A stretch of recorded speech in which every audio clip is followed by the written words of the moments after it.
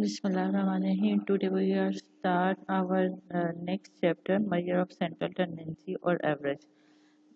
जब इसको स्टार्ट करने से पहले मैं आपको कुछ बातें रिवाइज करवा दूं कि इसमें सबसे पहले हमने जो स्टैटिस्टिक्स से पढ़ना सब्जेक्ट स्टार्ट किया था उसमें हमने चैप्टर नंबर 1 जो पढ़ा था उसमें हमने सिर्फ डाटा कलेक्शन के तरीके और डाटा कलेक्शन कैसे होती है वो सारी चीज़ें पढ़ी थी। उससे अगला स्टेप है डाटा कलेक्शन के बाद हमें कुछ पता नहीं चला कि डाटा कलेक्ट कर लिया अब इसका क्या करें।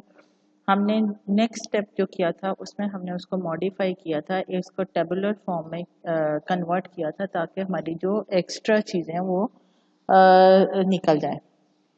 अब वो टेबुलर फॉर्म में भी लाने के बाद, टेबल फॉर्म में भी लाने के बाद हमें ये नहीं क्लियर हो रहा कि हम उसका क्या करें, उसमें से फाइंडिंग्स क्या है हमारी, हम डाटा की डिस्ट्रीब्यूशन कौन सी है, शेप क्या है, हम क्या करते हैं। हमारे पास एक नई टेक्निक है, अब हम उसको फाइंड आउट करते हैं मेजर्स ऑफ सेंट्रल टेंडेंसी, यानी उस डाटा का रुझान किस तरफ है, उसका सेंटर कहाँ है, न्यूक्लियर जिसको कहते हैं, न्यूक्लियस कहाँ है उसका।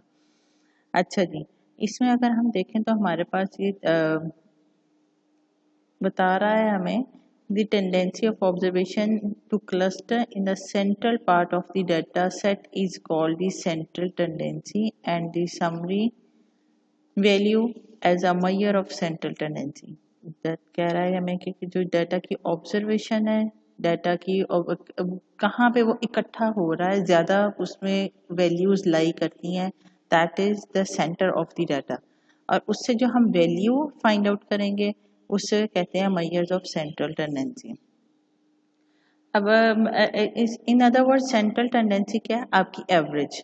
एवरेज के लिए आपके पास मुख्तलिफ तरह की जो हम एवरेज फाइंड आउट करते हैं उनके लिए डिफरेंट क्राइटेरिया है हमारे पास, लेकिन criteria of a satisfactory average जो है हमारे पास वो है रेगुलरली डिफाइंड होने चाहिए based on all observations made, यानी कि वो वाली एवरेज हम बेस्ट कंसीडर करते हैं जो कि तमाम ऑब्जर्वेशन पे बेस करती है, आसान हो समझने में, इजीली क्विकली हम उसको कैलकुलेट कर सकें, फर्दर मैथमेटिकल ट्रीटमेंट में हम उनको यूज़ कर सकें और सैम्पलिंग एक्सपेरिमेंट्स के लिए हम उसके लिए शो कर सकें, और जो हमारे पास टू लार्ज और टू स्मॉल वैल्यूज़ होते हैं वो उसको इफ़ेक्ट ना करते हों। ये हमारे पास क्राइटेरिया सेटिस्फैक्ट्री एवरेज का।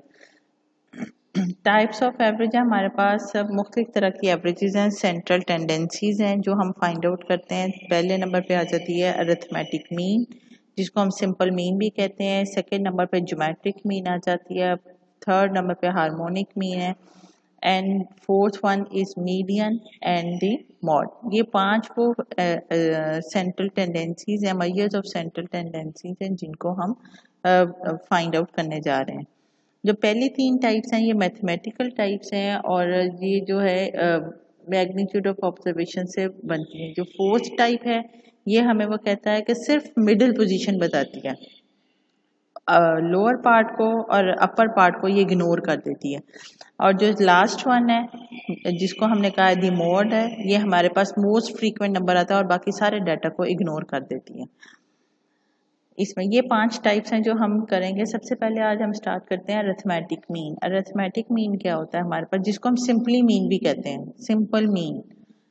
अब इसी क्या होता है कि इसमें हम इसका फॉर्मूला अगर देखें तो यह है sum of all observations divided by number of observations. कि आपके पास जितना भी डाटा, अगर हम बात करें अनग्रुप डाटा की, रॉ मटेरियल की बात करें, आपको रॉ मटेरियल दिया गया, आपने उसको कंबाइन करना है।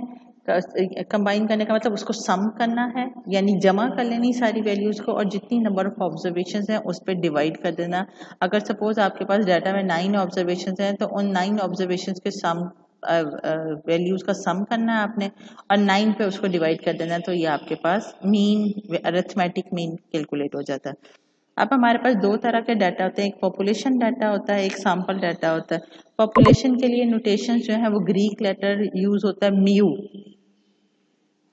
जिसमें हम कहते हैं x1 plus x2 plus on xn over capital N। मैंने आपको पहले भी बताया था कि जो पॉपुलेशन साइज है उसको हम कैपिटल N से डिनोट करते हैं। Sum of all values sum of xi divided by capital N number of observation, और i वेरी कर रहा है फ्रॉम 1 to n। ये एज इट इज चलेगा। क्या है, ये पहली ऑब्जर्वेशन को शो करता है, ये दूसरी ऑब्जर्वेशन को, और सम जो है ये वाली नोटेशन जो है सम की, ये प्लस के साइन को शो करती है कि इन सारी वैल्यूज को एक्स आईज को हमने सम कर लेना है। अच्छा, ये जो सम की नोटेशन है ये भी ग्रीक लेटर है जिसको हम सिग्मा कहते हैं या सम भी कह लेते हैं समटाइम्स। समेशन, सम, सिग्मा, ये सारी इसी के नाम है।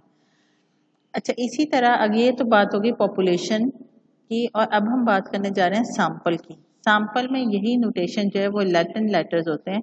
X bar is equal to x1 plus x2 plus xn over small N. Sample size में जो ऑब्जर्वेशंस होती हैं उनको स्मॉल एन से रिप्रेजेंट किया जाता है, तो इसलिए हमारे पास नंबर ऑफ ऑब्जर्वेशन जब हम डिवाइड करने के लिए यूज करेंगे तो आपको स्मॉल एन लिखना पड़ेगा फॉर सैंपल।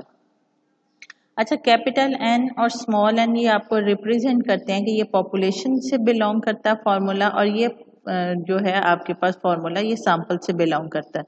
अब अकॉर्डिंग टू दिस अगर एन है तो आप म्यू लिखेंगे कैपिटल एन, और अगर स्मॉल एन है तो आप एक्स बार यूज करेंगे। बाकी प्रोसीजर दोनों का सेम है। ये फॉर अनग्रुप डाटा है दोनों formula. This formula is for population and this formula is for sample data.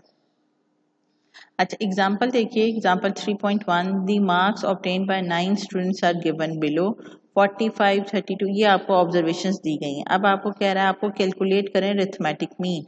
उसने आपको बताया कि 9 स्टूडेंट्स हैं इस डाटा में जिनके मार्क्स हमने ऑब्टेन मार्क्स हमने नोट डाउन किए हैं। ये आपने इन सारे मार्क्स को ऐड करना है।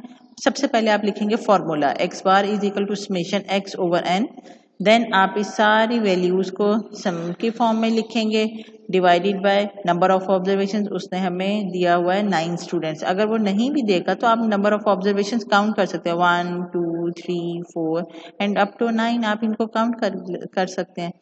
सम आ गया हमारे पास 360 और नंबर ऑफ ऑब्जर्वेशंस 9 है, तो आपके 40 मार्क्स आ गए। अब ये 40 क्या शो करता है? हमारे पास 40, हम इसको एलेबोरेट इस तरह करेंगे कि हमारे पास जो 40 एवरेज आई है ना, वो ये रिप्रेजेंट करती है कि हमारी क्लास में जो स्टूडेंट्स हैं उनके एवरेज मार्क्स 40, यानी कि कुछ के इससे ज़्यादा होंगे, कुछ के इसके कम होंगे, लेकिन ऑलमोस्ट 40 के राउंड अबाउट वो सारे मार्क्स रहेंगे। क्लियर हो गया? नेक्स्ट हमारे पास आ जाता है weighted arithmetic mean. Weighted arithmetic mean क्या चीज़ होती है हमारे पास, ये आप इसकी ये भी पढ़ सकते हैं। It is relevant to note that if these marks represent the entire set of observation for the population, the above calculating give the population mean mu would equal to 40, कि हमारी पॉपुलेशन के लिए भी आपका मीन 40 ही रहेगा। Weighted arithmetic mean आ गया। Weighted arithmetic mean क्या था, अभी जो लास्ट एग्जांपल हमें की है उससे मार्क्स के साथ साथ आपको वेट्स नहीं थे दिए गए, या जब कुछ ऐसी चीज़ें होती हैं, वेट्स क्या होते हैं, जब हमारे पास कुछ चीज़ें होती हैं जो प्रायोरिटी पे होती हैं, जैसे कुछ लोग ज़्यादातर रोटी खाना पसंद करते हैं, कुछ राइस ज़्यादा शौक से करते हैं, तो वो उनको ग्रेडिंग कैसे करेंगे, उनकी प्रायोरिटीज़ होंगी कि वो एजुकेशन पे इतना खर्च करना चाहते हैं, वो आपकी क्लोथिंग पे कुछ लोग ज़्यादा खर्च करते हैं अपनी इनकम का पोर्शन, कुछ आपके खाने पे खर्च करते हैं। वो जो भी आपकी ज़रूरियात हैं वो आप किस तरह अपनी प्रायोरिटी सेट करते हैं कि पहले आपने किसको प्रेफरेंस देनी है, फिर किसको देनी है, फिर किसको देनी है, इसको कहते हैं वेट्स असाइन करना। अगर हमें कोई इस किस्म का डाटा दिया गया जिसमें वेट्स आपके दिए गए हों, तो हम उसके लिए अरिथमेटिक मीन जो यूज़ करते हैं उसकी नोटेशन है एक्स बार डब्ल्यू। इसको लिखते कैसे हैं, इसको फाइंड आउट कैसे करते हैं कि हर ऑब्जर्वेशन के साथ उसका वेट आपने मल्टीप्लाई कर देना है, देन प्लस का साइन आएगा, फिर सेकंड ऑब्जर्वेशन और उसका वेट मल्टीप्लाई करना है, प्लस एंड सो ऑन चलते जाना है। फॉर्मूला क्या बनेगा, summation x I W I divided by, जहां हम नंबर ऑफ ऑब्जर्वेशंस लिखते थे अब वहां पे हम उनके वेट्स का सम लिखेंगे। आई वेरी करेगा 1 to n। एक एग्जांपल कर लेते हैं इसके लिए। एग्जांपल 3.2 देखिए, ये आपको आइटम्स दिए गए किसी भी फैमिली का है और वो कह रहा है फूड पे वो फैमिली इतना एक्सपेंड करती है, रेंट पे, क्लोथिंग, फ्यूल एंड लाइट पे, अदर आइटम्स पे, ये उसका सारा बजट दे दिया। अब साथ ही उसके वेट्स भी असाइन कर दिए और उससे खुद ही हमें दे दिए, कैलकुलेट करने की जरूरत नहीं है। उसने हमें खुद ही वेट्स भी दे दी। तो अब इनके लिए हम कैसे यूज़ करेंगे, आप क्या करेंगे, ये आपका एक्स का कॉलम है जो आपके एक्सपेंडिचर्स हैं, वेट्स के लिए आप डब्ल्यू की नोटेशन यूज़ करेंगे और एक एडिशनल कॉलम बनाएंगे जिसमें एक्स की हर ऑब्जर्वेशन को उसके रिस्पेक्टिव वेट से मल्टीप्लाई करेंगे। जैसे 290 मल्टीप्लाई बाय 7.5 मल्टीप्लाई कर 2175.0, then 54 multiplied by 2 108 98 multiplied by 1.9 1.5 147 हो गया, 75 multiply by 175 75 multiply by 0.5 is equal to 37.5। ये आपके पास सारे हर एक्स को रिस्पेक्टिव एक्स को उसके रिस्पेक्टिव वेट से आपने मल्टीप्लाई करके एक नया कॉलम बना लिया। अब आपको इन दो कॉलम्स की जरूरत नहीं है क्योंकि हमारे पास जो फॉर्मूला है, आपको जो चीज कैलकुलेट करने को कहा जाता है आप सबसे पहले उसका फॉर्मूला लिखिए। उस फॉर्मूला में देखिए आपको कॉलम्स कौन कौन से रिक्वायर्ड है। यहाँ पे हमें रिक्वायर्ड था एक्स आई डब्ल्यू आई का कॉलम। आई रिप्रेजेंट करता है first value, second, third, fourth and fifth value. N तक चलता है, एन आपको शो करता है जितनी आपकी नंबर ऑफ ऑब्जर्वेशन होती हैं।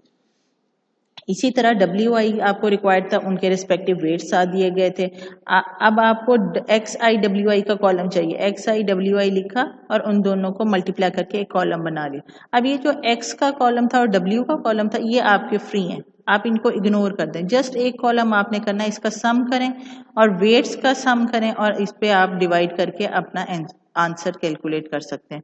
देखिए यहाँ पे एक्स बार डब्ल्यू वेटेड अरिथमेटिक मीन जो आया वो 203.4 है आपके पास।